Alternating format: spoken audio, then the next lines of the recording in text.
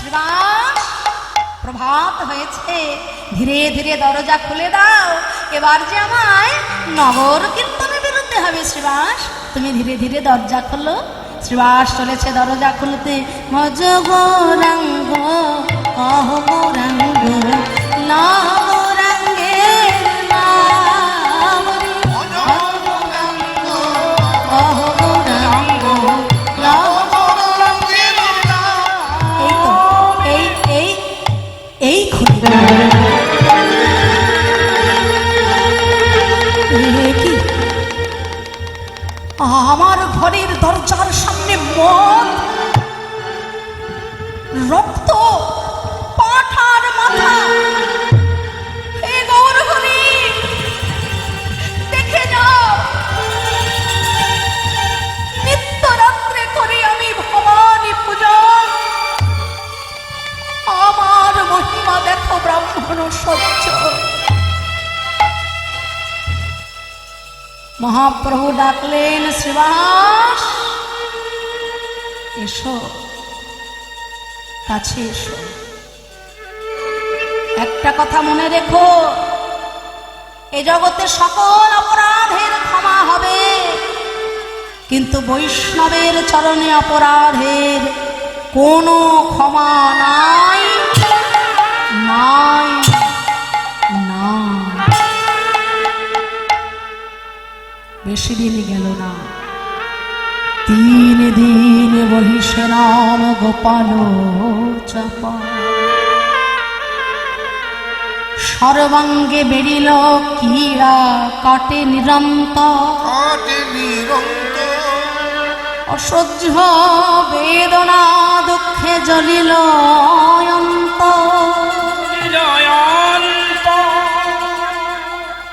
কি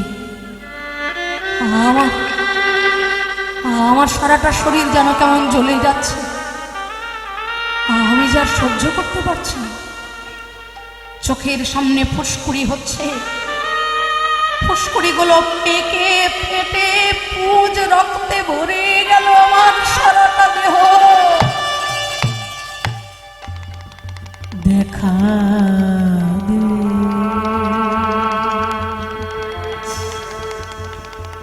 দেখা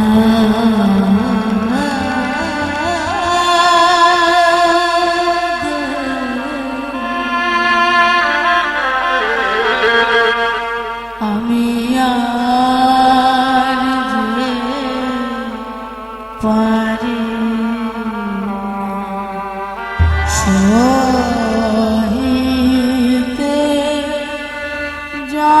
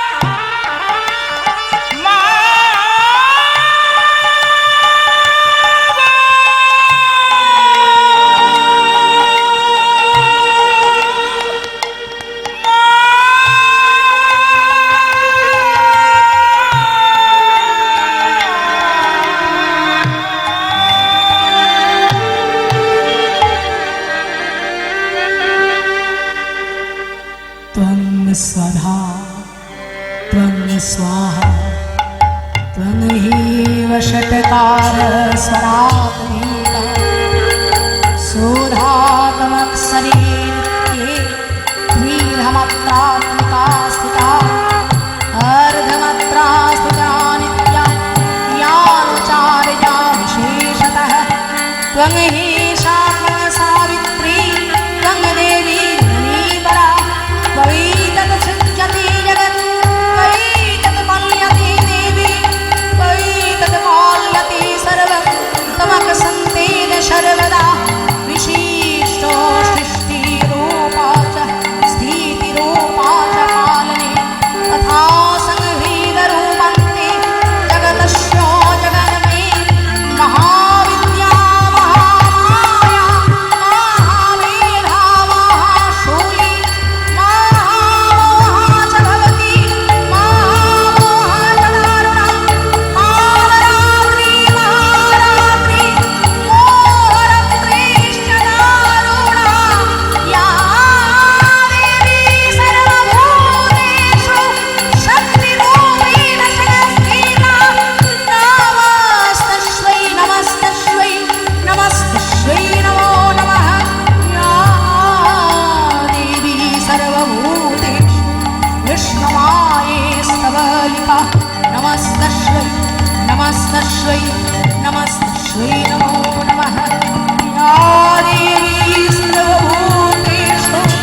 सर्वमुक्तिप्रदायिनी नमस्तस्यै नमस्तस्यै नमस्तस्यै नमो नमः।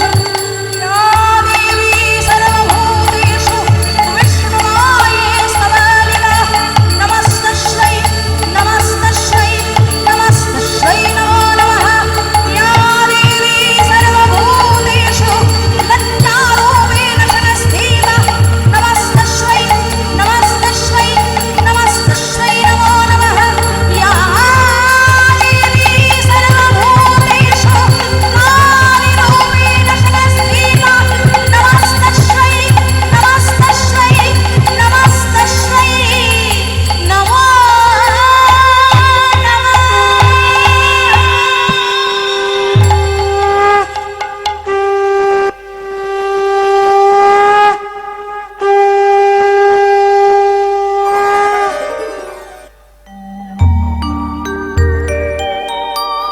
জগৎ জননী মায়ের আহ্বান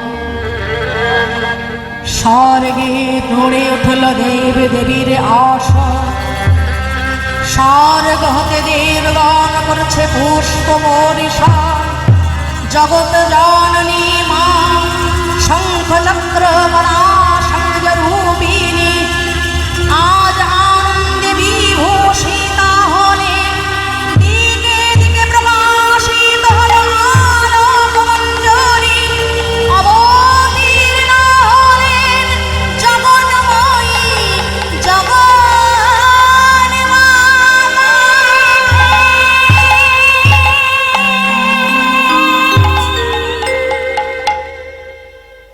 চাপা মা অধম সন্তানের ডাকে তুই নেমে এসেছিস মা। সন্তান মাকে ডাকলে মা যে রইতে না রে মা। দেখ না আমার সারাটা শরীর যেন আজকে জ্বলে পুড়ে ছাই হয়ে যাচ্ছে মা। সর্বাঙ্গে হয়েছে তোর বৈষ্ণব অপরাধের ফল।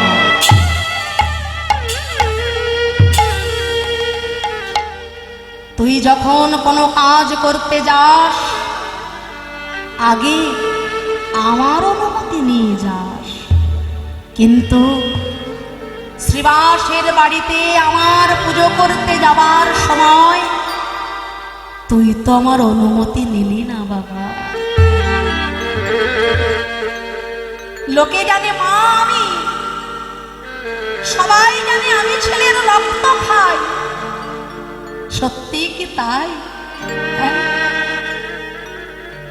দক্ষিণেশ্বর মন্দিরে আপনারা কারা কারা গেছেন না গো, একটু হাত তুলুন তো দেখি।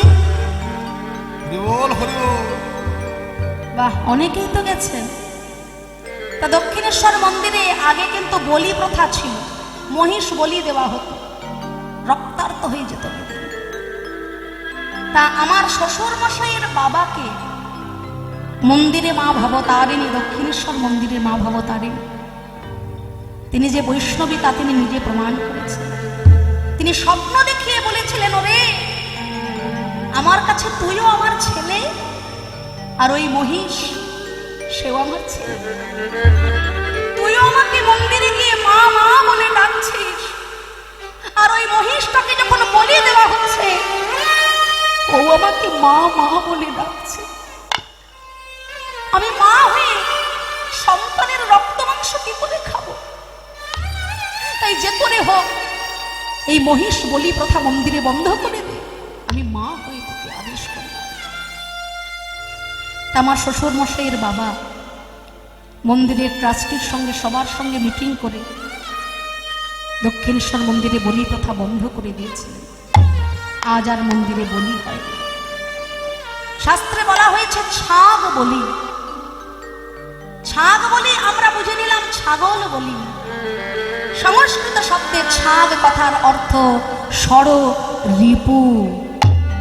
কাম, ক্রোধ, লোভ, মোহ, মদ, মাৎসর্য, এই 6টি রিপুরূপী ছাগকে আমরা মায়ের চরণে বলি না দিয়ে ওই ছাগল যে মায়ের সন্তান তাকে আমরা বলি দিয়ে মায়ের সন্তুষ্টি কামনা করছি। তাই মা জগৎ জননীও বললেন, ওরে চাপাল, আমার স্বামী স্বয়ং ভোলানাথ, তিনি হরিনাম করে শ্মশানে মশানে ঘুরে বেড়ান, আর তার স্ত্রী হয়ে আমি তো বৈষ্ণব অপরাধীকে ক্ষমা করে দিতে পারি না। তাই চলে যা, পরম বৈষ্ণব শ্রীবাসের পায়ে ধর, তবেই তুই মুক্তি লাভ করবি। কিন্তু চাপাল গোপাল কি করলো না, সে মনে মনে ভাবলো, আমি সারা জীবন ধরে আমার দম্ভ নিয়ে বেঁচে আছি, আমি কেমন করে ওই সামান্য শ্রীবাসের পায়ে ধরবো? হ্যাঁ, তাতে যে আমার সম্মানহানি হবে, তা আমি করতে পারবো।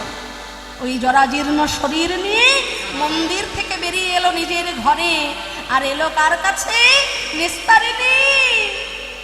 ওগো নিস্তারিণী, দেখো দেখো আজকে আমার কি দশা হয়েছে, দেখো আমার সারাটা শরীর যেন জরাই জরাজীর্ণ। ওগো নিস্তারিণী, আমার এই অসময় তুমি যে আমার অর্ধাঙ্গিনী, তুমি যে আমার সহধর্মিনী, তাই আমি তোমার কাছে এসেছি। নিস্তারিণী বলে, স্বামী গো, জীবনে যদি তুমি কোনোদিন কোনো পুণ্য করে থাকো, সেই পুণ্যের অর্ধেকটা আমি পেয়ে যাব, তাই তো? আপনি ঘরে বসে আছেন, স্বামী গেছে তীর্থ করতে, স্বামীর তীর্থ করার যে পুণ্য, সেই পুণ্যের 50% আপনি ঘরে বসেই পেয়ে যাবেন। তা তুমি আমার স্বামী, আমি তোমার অর্ধাঙ্গিনী, তুমি যদি কোনো পুণ্য করে থাকো, সেই পুণ্যের অর্ধেকটা আমি পাবো স্বামী। কিন্তু যদি তুমি কোনো পাপ করো, সেই পাপের ভাগিদার যেন আমায় করো, সেই পাপের ভাগিদার আমি হতে পারবো না, তাই না? তার প্রমাণ, কত প্রমাণ! দস্যু রত্নাকর কত জীব হত্যা করেছিল সে।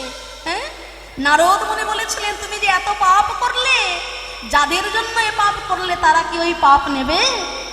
সবার কাছে গিয়ে জিজ্ঞাসা করেছিলেন, তারা সবাই হাত নেড়ে বলেছিলেন, না, সংসার চালানোর দায়িত্ব তোমার, তার জন্য যদি তুমি পাপ করো, সেই পাপের ভাগিদার কখনো যেন আমাদের করো না।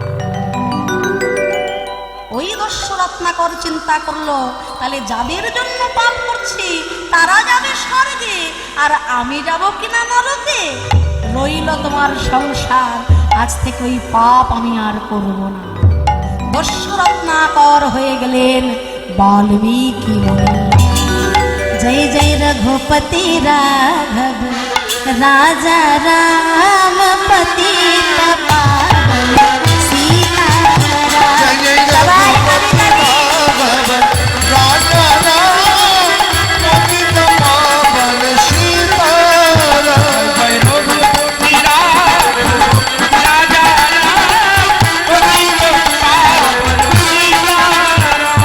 সীতারাম জয় জয় রাজা রাম বদন ভরিয়া সীতারাম। সীতারাম জয় জয় রাজা রাম বদন ভরিয়া সীতারাম। জয় জয় রঘুপতি রাজা রাম পতিত পাবন সীতারাম। সবাই রাজা রাম পতিত পাবন সীতারাম। তাহলে দস্যু রত্নাকর হয়ে গেছিল বাল্মীকি মুনি। তাই শোনো স্বামী, এই জগৎ সংসারে তুমি যে পুণ্যগুলো করেছো, সেই পুণ্যের অর্ধেক আমি পাবো, কিন্তু এই পাপের শরীর নিয়ে আমার কাছে আসো।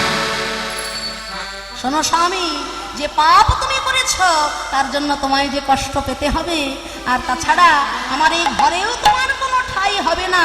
এই গলা পচা শরীর নিয়ে মায়ের মন্দিরেও তোমার ঠাঁই হবে না। তাহলে কোথায় থাকতে বলো নিস্তারিণী? না, ওই যে ঘরেরই একটু দূরে এক কোনায় ওই যে গোয়াল ঘরটা আছে, হ্যাঁ, গোয়াল ঘর। বাহ রে সংসার! এতদিন যে সংসারের জন্য আমি আমার জীবন উজাড় করে দিলাম, সেই সংসার আজকে আমাকে গোয়াল ঘরে জায়গা করে দিল রে। আহা, এই কি সংসার, ওগো দারুণ সংসারে এসব চরিত্র দেখিয়া আমার প্রাণে লাগিছে সংসারে এসব চরিত্র দেখিয়া প্রাণে লাগিছে কলিকাল সাপের মুখে, এই কলিকাল সাপের মুখে সতিয়া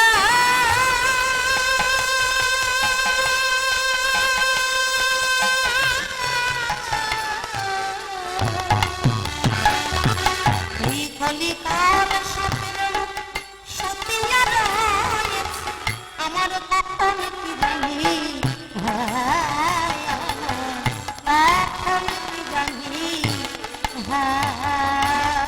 সাপের মুখে সতিয়া রয়েছে এখন কি জানো,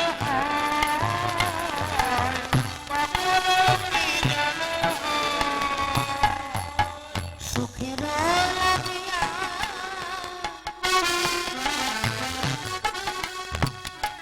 আমাদের ঘর বাঁধিব। ঘর বেঁধেছি সবাই, আপনারাও ঘর বেঁধেছেন, আমিও ঘর বেঁধেছি, সবাই ঘর বানিয়েছি সুখের জন্য। কিন্তু একটা জিনিস ভুলে যায়, রাজমিস্ত্রি যখন বাড়ি বানায় মাথার ঘাম পায়ে ফেলে দিনের পর দিন কত খাটাখাটনি করে ডিজাইন তৈরি করে একটা সুন্দর বাড়ি বানায়। কিন্তু বাড়িটা বানানোর পরে কি রাজমিস্ত্রি বলতে পারবে যে বাড়িটা আমি কষ্ট করে বানিয়েছি, ওই বাড়িটা এখন আমার? বলতে পারবে?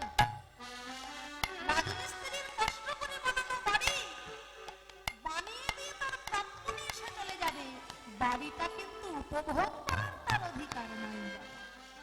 তাই এই যে দেহরূপী বাড়ি আমাদের, যতক্ষণ মেয়াদ আছে ততক্ষণ থাকতে পারবো, কিন্তু যখন মেয়াদ শেষ হয়ে যাবে জায়গার মানুষ জায়গায় ফিরে যেতে হবে। হয় সুখে লাগিয়া এ ঘর বাঁধি, কিন্তু মরিল দুঃখের বাড়ি।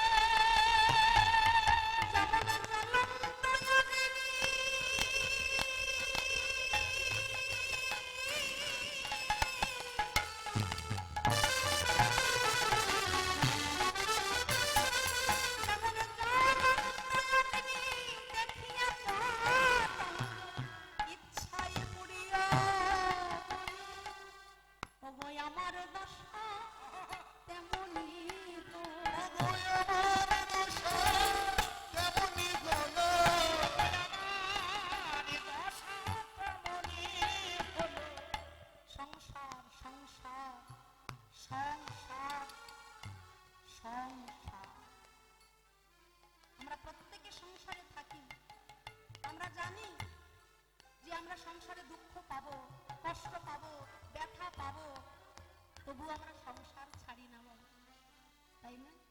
আঁকড়ে ধরে গেছি, এটাই তো নিয়ম আমাদের সংসার। কত ব্যথা, কত আপনজনের কাছ থেকে কত যন্ত্রণা আমরা পাই, কিন্তু সংসার আমরা ছাড়তে পারি না। এই হলো মায়া, এই হলো মায়া। একটা সত্য ঘটনা আপনাদের কাছে একটু বলবো। সংসার জীবনের কি পরিণাম, শেষের দিনের যে কি পরিণাম হতে পারে বাবা। আজ থেকে 2-3 বছর আগে যে মারণ রোগে আমরা সবাই আক্রান্ত হয়েছিলাম, নাম মনে আছে? হ্যাঁ, কত আপনজনেরা চোখের সামনে ছটফট করতে করতে চলে গেছিল, কিচ্ছু করতে পারিনি আমরা, এমনকি কাছে যাওয়াও নিষেধ। কি মর্মান্তিক ঘটনাগুলো ঘটেছিল।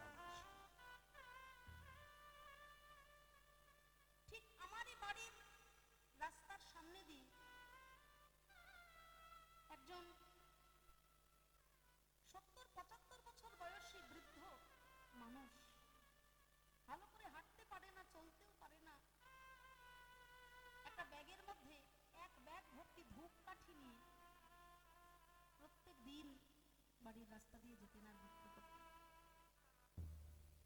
সবাইকে চিৎকার করে বলতেন, ধূপকাঠি নেবে গো, ধূপকাঠি নাও।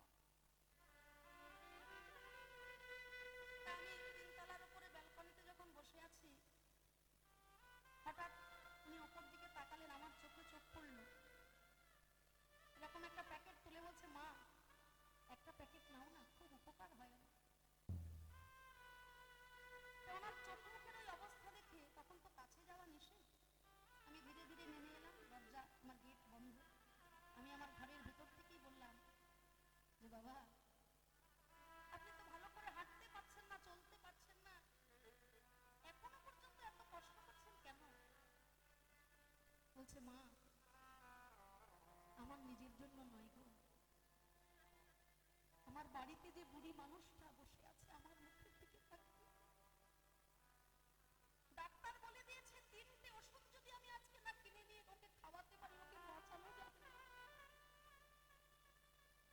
আমি হাঁটতে না পারলেও, চলতে না পারলেও, জীবনের প্রথমে যার হাত আমি ধরেছিলাম শেষ দিন পর্যন্ত তার হাত আমি ছাড়িনি। যত কষ্ট, যত বেদনায় আমার হোক না কেন, আমার শেষ দিন পর্যন্ত আমি ওর জন্য লড়াই করে যাব। যেদিন ও থাকবে না সেদিন আর আমি লোকের দরজায় দরজায় ঘুরব, যেভাবে হোক জীবনটা কাটিয়ে দেব। আমার স্ত্রী সারাদিন ধরে অপেক্ষা করে বসে আছে, দুবেলা দুমুঠো অন্ন খাবো একসাথে। আর এগুলো বিক্রি করে যেটুকু টাকা হবে 3টে ওষুধ কিনে আমার বাড়ি যেতে হবে।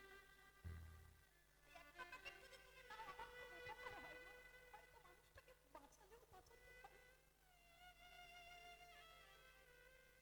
আমি স্তম্ভিত হয়ে গেলাম, বললাম, বাবা ছেলে মেয়ে নেই? বললেন, আছে। 2টো ছেলে আমার, একটা ছেলে বাইরে সোনার কাজ করে,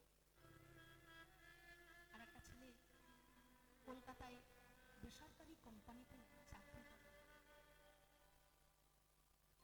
2টো ছেলে থাকা সত্ত্বেও আপনার মতো বৃদ্ধ বাবাকে এইভাবে পথে পথে কাঁদতে হচ্ছে। বলে, মা বড় ছেলেটা বাইরে থাকে, সেই জন্য ওর কাছে থাকা আমার হয় না। ছোট ছেলের বাড়িতেই থাকতাম কলকাতায়, কিন্তু দেখতাম আমার বৌমা ধীরে ধীরে সব কাজের লোক ছাড়িয়ে দিতে লাগলো। বলে, মা তো আছে, সব কাজ মা করবে, এত কাজের লোকের পিছনে পয়সা খরচা করে কি দরকার? আমার স্ত্রী ওই বুড়ি মানুষটা বাসন মাজা, কাপড় কাচা, ঘর মোছা, সিঁড়ি মোছা, এত কাজ একা হাতে করতো। আমি না দেখে সহ্য করতে পারতাম। ওর বড় কষ্ট হতো, ওর একটু হাঁপানির রোগ আছে, ও বড় কষ্ট পেত। তাই আমি একদিন ছেলেকে ডেকে বলেছিলাম, বাবা একটা কাজের লোক রাখ না, তোর মার তো এত বয়স হচ্ছে, ও একা হাতে এত কাজ করতে পারছে না সংসারে। তখনকার দিনে 13-14 বছরে মেয়েদের বিয়ে হয়ে যেত, আর সেই ছোটবেলা থেকে সংসারের খালি টেনে আসছে আজও। ওকে এবার একটু বিশ্রাম দে না বাবা। শুধু এইটুকু অপরাধের জন্য আমাদের স্বামী স্ত্রীকে ঘাড় ধাক্কা দিয়ে বের করে দিয়েছিল।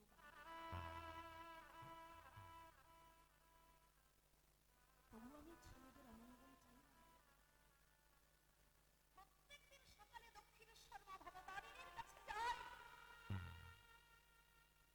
2টো করে ধূপকাঠি জ্বালাই, একটা বড় ছেলের মঙ্গলের জন্য, একটা ছোট ছেলের মঙ্গলের জন্য। আর মা ভবতারিণীকে বলি, মা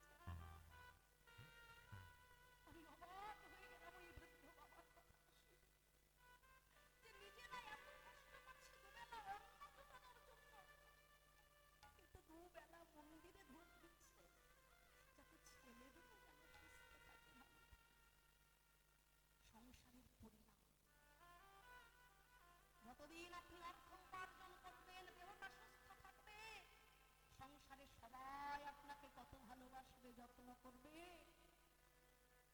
সংসারের জন্য আর কিচ্ছু করতে পারবেন না। দেহের শক্তি শেষ হয়ে যাবে, কর্ম ক্ষমতা শেষ হয়ে যাবে, অর্থ শেষ হয়ে যাবে। সেদিন ওই পথে ঘাটের বন্ধুগুলো তো দূরের কথা, নিজের কোলের ছেলেটাও একবার ডেকে বলবে না, বাবা কেমন আছো গো, মা সকাল থেকে কিছু খেয়েছো? আর এই সংসারের জন্য আমরা সারাটা জীবন দিয়ে দিই, ভুলে যাই জীবনের আসল সত্য। জীব নিত্য কৃষ্ণ দাস, তাহা ভুলে গেলাম, এই কারণে মায়া আছি গলিতে বাঁধা। তা বলে কি আমরা সংসার ছেড়ে দেব? আমরা সংসারী জীব, সংসার আমরা ছাড়তে পারবো না। সংসার ছাড়ার কথাও আমি বলবো, তবে সংসারকে জলাঞ্জলি দিয়ে যারা ভক্তির মুখে হা গোবিন্দ বলে কেঁদেছিল, তাদের পদাঙ্ক যদি অনুসরণ করতে পারি, তাদের কৃপায় আমরা একদিন গৌর গোবিন্দ চরণ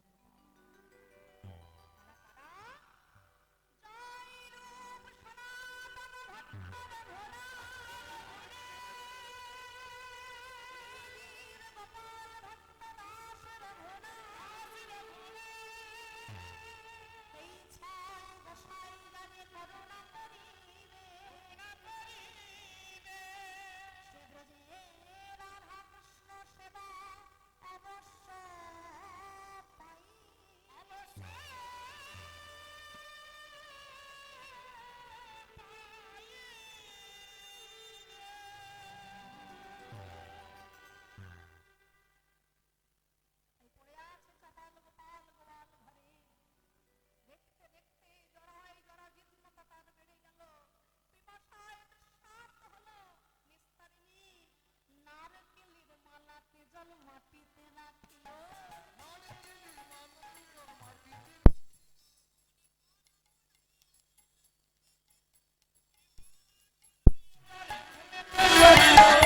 নারকেলের মালায় জল দিল, নারকেলের মালা উল্টে গেল, জল খাওয়া হলো না। ক্ষুধায় তৃষ্ণায় চাপাল হয়ে গেল অচৈতন্য। নিস্তারিণী ভাবলো হয়তো মরেই গেছে, তাই কালুয়া আর হাড়িয়াকে দিয়ে নবদ্বীপের শ্মশানে পাঠিয়ে দিল তার সৎকার করে। কালুয়া আর হাড়িয়া চলল তাকে কাঁধে নিয়ে নবদ্বীপের শ্মশানে। লহনা কৃষ্ণ না জপনা অভিরা, কৃষ্ণ না জপনা অবিরা,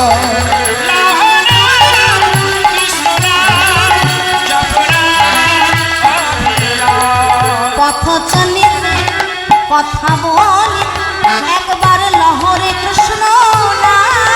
পথ চলিতে কথা বলিতে একবার লহরে কৃষ্ণ না। চলিতে কথা বলিতে একবার লহরে কৃষ্ণ না। লহনা কৃষ্ণ না জপনা অবিরা,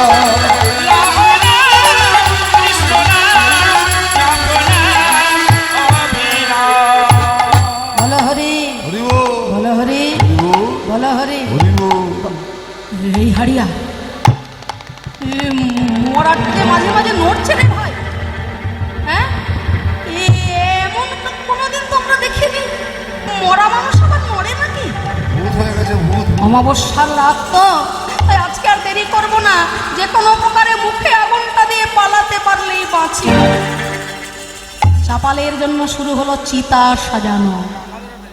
ওমা সে কি এখনো মরেছে? হ্যাঁ মরেছে, অচৈতন্য হয়েছে।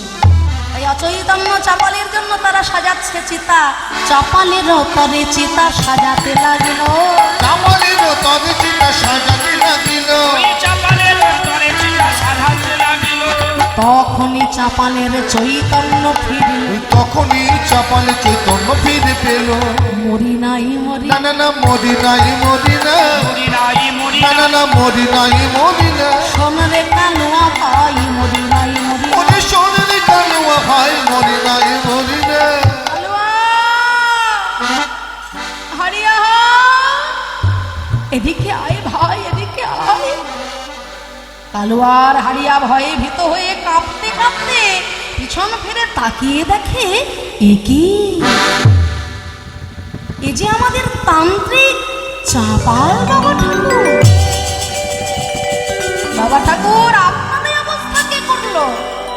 তোরাই তো করেছিস। আমরা আমরা আর কি করব? আমাদের মা ঠাকুরনি তো বললেন। কি বললেন? মা ঠাকুরন বললেন যে তার গোয়াল ঘরে নাকি একজন চাকর মারা গেছে। হ্যাঁ, চাকর? বাহ রে সংসার! এতদিন যে সংসারের জন্য সারাটা জীবন আমি বিলিয়ে দিলাম, সেই সংসার আজকে আমাকে চাকর বলে তাড়িয়ে দিল রে। হ্যাঁ, এই কি সংসার! সবই যে সার হলো রে আমার জীবনে। এতদিন যার জন্য মাথার ঘাম পায়ে ফেললাম, সে আমার আজ এই জরাজীর্ণ অবস্থায় চাকর বলে, মৃত বলে গোয়াল ঘরেও জায়গা দিল না রে। নিজের ঘর তো দূরে থাক, গোয়াল ঘরেও ঠাই দিল না। আহা, যার জন্য মর ভেবে সেও কি তোমার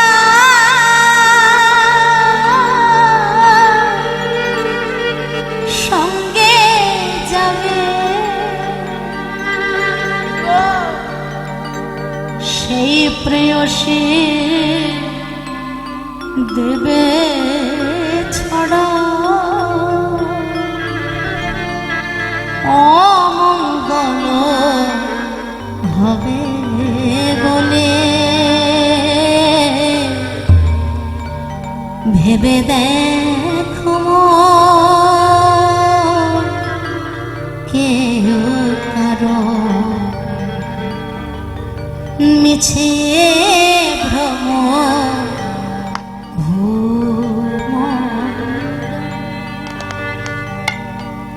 ভুল না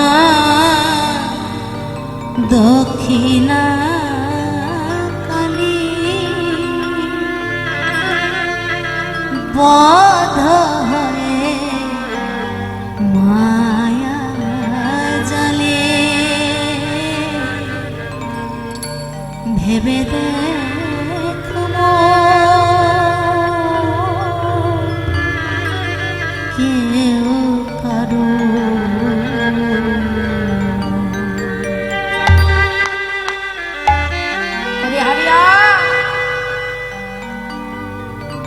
সংসার আমাকে ঘর থেকে তাড়িয়ে দিল, ওই সংসারে আমি আর কোনোদিনও যাব না। তোরা যদি আমাকে ভালোবেসেই থাকিস, তাহলে এই গঙ্গার পরে আমাকে একটা ছোট্ট কুড়ে ঘর বানিয়ে দেবে, আমি সেইখানেই আমার জীবনটা কাটাবো।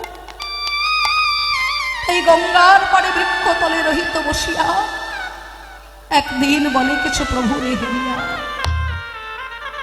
সেই গঙ্গার পাড়ে একদিন নিতাই গৌর দোনো ভাই এসেছে। চাপাল গোপাল ছুটতে ছুটতে গেল, হে নিতাই গৌর, এই জ্বালা যন্ত্রণা হতে আমায় মুক্ত করো নিতাই গৌর, আমি যে আর সহ্য করতে পারছি না। নিতাই গৌর বললেন, মামা, তুমি যদি আমাদের কাছে অপরাধ করতে আমি ক্ষমা করে দিতাম, কিন্তু অপরাধ করেছ শ্রীবাস পণ্ডিত চরণে। এমন ভক্ত আমার শ্রীবাস, যে ছেলে মরে গেলেও মরা ছেলেকে ঢেকে রেখে বাহু তুলে হরি বল বলে কাঁদে।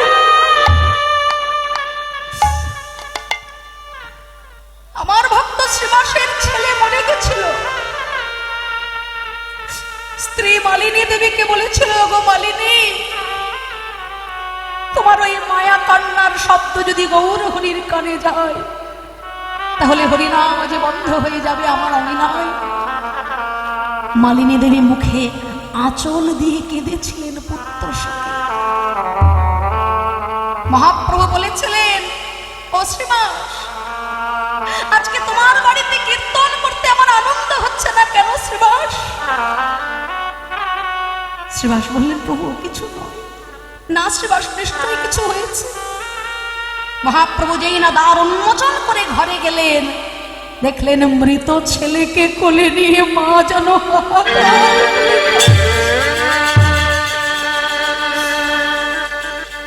মালিনী দেবী বললেন, হে মহাপ্রভু, যদি তোমার নামে কোনো মহিমা থেকেই থাকে, তাহলে তোমার নামের মহিমায় আমার মরা ছেলে তুমি বাঁচিয়ে দাও। নামের মহিমা সম্বন্ধে যখন প্রশ্ন উঠল, মহাপ্রভু আর রইতে না। কেন? যেই নাম সেই কৃষ্ণ ভজন নিষ্ঠা করি নামের সহিতে আছেন আপনি শ্রী হরিবোল হরিবোল। তাই নামের মহিমার কথা যখন বলেছেন, তখন মহাপ্রভু ওই মরা ছেলের মাথায় হাত বুলিয়ে দিয়ে বলছে, ভাই তোমার মা তোমাকে ডাকছে, কথা বলো ভাই, উঠে বসো, তুমি তোমার মায়ের সাথে কথা বলো। মহাপ্রভু যখন মাথায় হাত বুলিয়ে দিলেন, মহাপ্রভুর করুণায় মরা ছেলে উঠে বসে বলছে, গৌর হরি, তুমি আমার কোন জনমের মায়ের কথা বলছো? কেন? ওই তো তোমার মা, তোমাকে হারিয়ে কেমন উন্মাদিনীর মতো কাঁদছে গো, তুমি তোমার মাকে জড়িয়ে ধরো, কথা বলো। প্রভু মনে না, আমি চিনতে পারছি, 84 লক্ষবার জগতের বুকে হয়েছে আমার জনম, আর 84 লক্ষবার আমি একটি একটি করে মা পেয়েছিলাম, তাই না? গাছপালা, পশু পাখি, কীট পতঙ্গ, মানুষ, প্রত্যেক রূপে যখন আমার জন্ম হয়েছে, প্রত্যেকটা নতুন নতুন মা পেয়েছি 84 লক্ষবার। তাই কোন জন্মের মায়ের কথা বলছো আমি বুঝতে পারছি না। যেই না ওই কথা শুনলেন, মালিনী দেবীর মায়া ভ্রম কেটে গেল, মহাপ্রভুর চরণ জড়িয়ে ধরেছে, দুটি নয়ন জলে বুক ভাসিয়েছে। কৃষ্ণ কৃষ্ণ কৃষ্ণ কৃষ্ণ কৃষ্ণ কৃষ্ণ কৃষ্ণ হে কৃষ্ণ কৃষ্ণ কৃষ্ণ কৃষ্ণ কৃষ্ণ কৃষ্ণ কৃষ্ণ সবাই কৃষ্ণ কৃষ্ণ কৃষ্ণ কৃষ্ণ কৃষ্ণ কৃষ্ণ হে কৃষ্ণ কৃষ্ণ কৃষ্ণ কৃষ্ণ কৃষ্ণ কৃষ্ণ কৃষ্ণ হে গৌর গৌর গৌর গৌর গৌর হে গৌর গৌর গৌর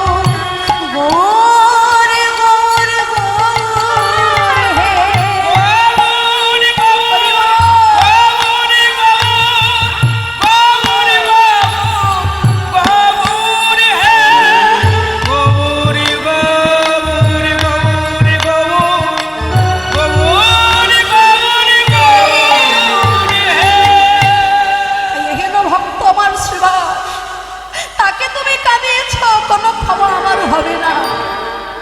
মহাপ্রভু কাঁদতে কাঁদতে চলে গেলেন। চাপাল চিন্তা করলো, ক্ষমা যখন আমার হবে না, তখন আমি আর এই দেহ, এই জীবন আমি আর রাখবো না। ছুটতে ছুটতে চললো চাপাল, কোথায়? মা মা বলিয়া চাপাল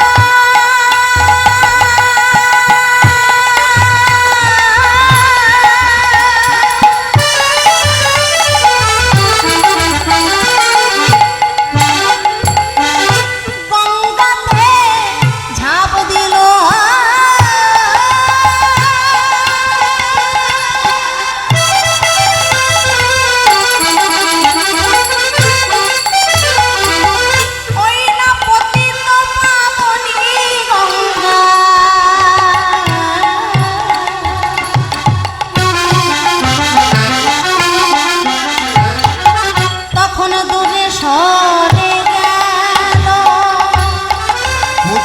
পা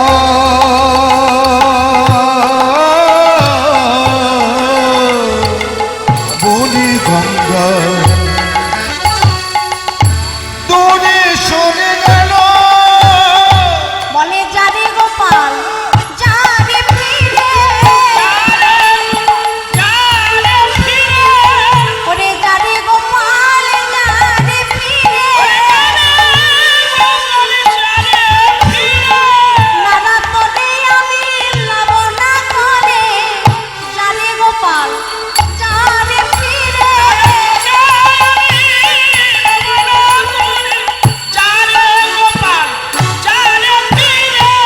ওই পতিত পাবনে গঙ্গা দূরে সরে গেল। ওই পতি তোমার বলি গঙ্গা দূরে সরে গেল।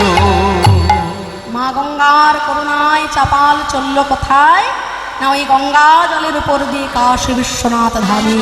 শিব ঠাকুর দর্শন দিয়ে বললেন, ওরে চাপাল, পরম বৈষ্ণব শ্রীবাস চরণে অপরাধ হয়েছে তোমার, তাই ক্ষমা আমিও তোমায় করতে পারবো না। শ্রীবাস পণ্ডিত যদি না ক্ষমা করে, ব্রহ্মা বিষ্ণু শিব কেউ তোমায় ক্ষমা করবেন না, দূরে সরে যাও। এতদিন পর হলো চাপালের মনে প্রথম অনুশোচনা। হায় হায়, কি ভুল করেছি আমি অহংকারে মত্ত হয়ে, যে বৈষ্ণব শ্রীবাসকে আমি অবহেলা করেছিলাম, অবজ্ঞা করেছিলাম, আজকে সেই শ্রীবাস যদি আমাকে না ক্ষমা করেন, ব্রহ্মা বিষ্ণু শিবও আমায় ক্ষমা করবে। তাহলে বৈষ্ণবকে আমি ছোট ভেবেছিলাম, অবহেলা করেছিলাম, কিন্তু আজকে আমি বুঝলাম সর্বসৎ গুণ হয় বৈষ্ণব শরীরে, আর কৃষ্ণ ভক্তে কৃষ্ণের গুণ সকলে সঞ্চার।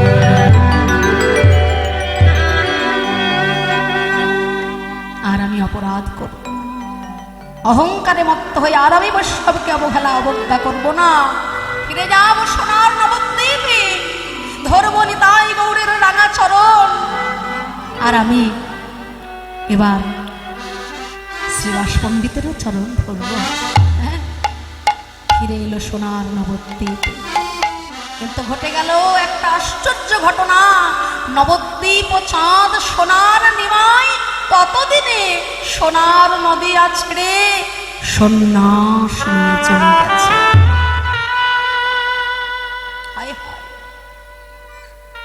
নিমাই যদি নবদ্বীপে না থাকে, তাহলে তো শ্রীবাস পণ্ডিতকেও পাবো না। হে গৌর হরি, যখন আমি তোমায় ভুল বুঝেছিলাম, তুমি ছিলে আমার কাছে, আর আজকে আমি আমার ভুল বুঝতে পেরেছি, তুমি আমায় ছেড়ে গেলে গৌর। আর কতদিনে পাবো তোমার করুণা দয়াময়, বলতে পারো? আর কতদিনে পাবো তোমার চরণ? কেটে গেল অনেক দিন। হঠাৎ একদিন শোনা গেল এক অপূর্ব ঘটনা। সন্ন্যাস করিয়া প্রভু নীলাচলে গেল, আবার তথা হইতে তবে কুলিয়া গ্রামেতে আইলা। তবে সেই পাপী প্রভুর লইল শরণ, হেতোপদেশ কইলেন প্রভু হইয়া সকর। সারা বাংলায় সারা পড়ে গেল, কুলিয়ায় মহাপ্রভু এসেছে। চাপাল চিন্তা করলো, যেখানে গৌর হরি এসেছেন সেখানে নিশ্চয়ই শ্রীবাস পণ্ডিত আসবেন, তাই ছুটতে ছুটতে যাচ্ছে। কিন্তু চাপালের যা শরীরের অবস্থা, জরায় জরাজীর্ণ তার শরীর, ততদিনে রক্ত মাংস পুজের উপর পোকা পর্যন্ত পড়ে গেছে। কিভাবে যাবে অত দূর পথ? এমন সময় দেখতে পেল একজন অন্ধের কাঁধের উপরে উঠেছে একজন খোড়া। বলে, ভাই তোমরা কোথায় যাচ্ছ? বলে, কুলিয়ায় গৌর হরি এসেছেন, আমরা গৌর দেখতে যাচ্ছি। তা তোমাদের এই অবস্থা কেন ভাই? আমি বলেছিলাম যে গৌর হরি রাতের অন্ধকারে শ্রীবাস অঙ্গনে কুমতলব করে। আমি বলেছিলাম ওই দৃশ্য আমি নিজের চোখে দেখেছি, সেই জন্য আজকে আমি অন্ধ। আর আমার ওই বন্ধু ওইসব কথা বলে একটু বেশি লাভ ঝাপ করেছিল, তো সেই জন্য আজকে ও খোড়া হয়ে গেছে। কিন্তু তোমার অবস্থা এমন কি করে হলো ভাই? তোমার সারাটা শরীর একেবারে গলা পচা কুষ্ঠ রোগে ভর্তি। হ্যাঁ, তোমায় তো চেনাই যাচ্ছে না, তোমার সাদা গায়ে পোকা পর্যন্ত পড়ে গেছে। চাপাল গোপাল কেঁদে বলে ওরে ভাই রে, এখন আর আমায় চিনবে কেমন করে বলো? এখন আমায় আর কেউ চেনে না গো। একদিন গেছিলে তোমরা আমারই বাড়িতে ওই হরিনামের প্রতিবিধান করার জন্য, আর তোমাদের কথা শুনে হরিনাম সংকীর্তনের প্রতিবিধান করতে গিয়ে আমার হয়ে গেল বৈষ্ণব অপরাধ। আর তাতে আজকে আমার এই অবস্থা। ও আরে সেই চাপাল গোপাল দেখে তো একবারে চেনাই যাচ্ছে না রে, সারা গা একবারে কুষ্ঠরোগে ভর্তি। হ্যাঁ ভাই, এখন তোমাদের করুণায় আমিও গৌর দেখবো, আমাকেও নিয়ে চলো। তাই একজন অন্ধ, তার উপরে একজন খোড়া, তাকে ভর করে চলেছে চাপাল গোপাল। তিনজন যাইয়া পড়ে গৌর চরণে, তিনজনে যাইয়া পড়ে গৌর চরণে, বলি বলে প্রভু ক্ষমা করো এ তিন অধমে, আর যেন ভুলি না, আমি যেন ভুলি না, গৌর তোমার রাঙা চরণ, আর যেন ভুলি না। গৌর তোমার রাঙা চরণে আমি যেন ভুলি না। তর্ক চূড়ামণি তর্কালঙ্কার তারা নিতাই গৌরের চরণে অপরাধী। নিতাই গৌরের চরণে ক্ষমা চাইতেই তারা দুইজন নিতাই গৌরের করুণায় মুক্তি পেয়েছে। চাপাল গোপাল চিন্তা করলো আমাকেও হয়তো আর শ্রীবাসের কাছে যেতে হবে না, নিতাই গৌরের চরণ ধরলেই আমি হয়তো মুক্তি পাব। জড়িয়ে ধরতে গেল রাঙা চরণ, কিন্তু মহাপ্রভু বললেন না, শ্রীবাস পণ্ডিত স্থানে হইয়াছে অপরাধ, তাহা যা হোক আমার কিচ্ছু করার নেই। ভক্তের কাছে অপরাধী হলে সেই ভক্ত তাকে না ক্ষমা করলে আমি তাকে ক্ষমা করতে পারি না। তবে বিপ্র লইল আশ শ্রীবাস শরণ, এইবার তার কৃপায় হইল সকল পাপ বিমোচন।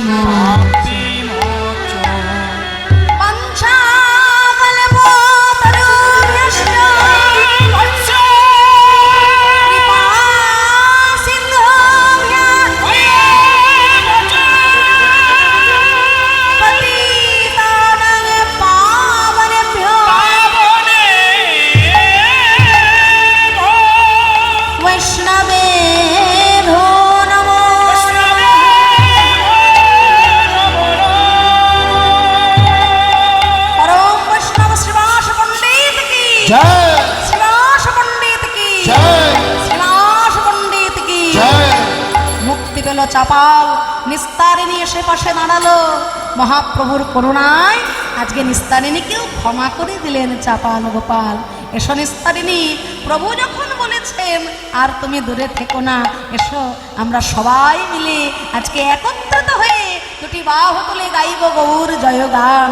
সবাই মিলে বাহু তুলে জয় জয় সুন্দর গৌর নিতাই, জয় জয় সুন্দর গৌর নিতাই, জয় কৃষ্ণ মুরারি শ্রী গৌরাঙ্গ রূপ ধরি বলাই নিতাই রূপে এসেছে ধরায়। জয় জয় সুন্দর গৌর নিতাই, জয় জয় সুন্দর গৌর